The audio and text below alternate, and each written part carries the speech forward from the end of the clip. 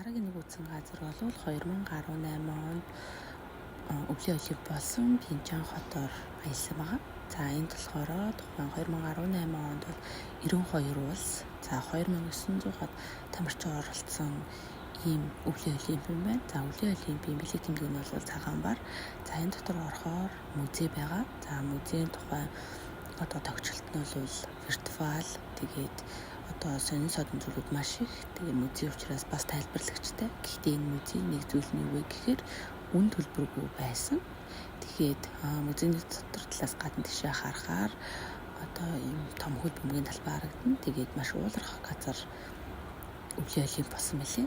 За энд харагдаж байгаа нэг зүйл юу вэ гэхээр уулын уруу цанаар гулгадаг тэр төрөл нь. За энэ төхөр хэмжин дээр гарахаар яг ингэж уулын уруу цанаар гулгаж байгаа юм шиг тийм мэдрэмж авдаг юм билээ. За энэ хөлний дор байгаа энэ зүйл нь эхлэх төвч дарсны дараа яадаг вэ гэхээр хатураад яг л тэр уулын уруу гулгахад ийм байдаг бах та гэсэн мэдрэмж төрд юм билээ. Тэгээд ер нь бол цанаар гулгадаг хүмүүсийг бол бахарахгүй байхын аргагүйгээр юм билээ.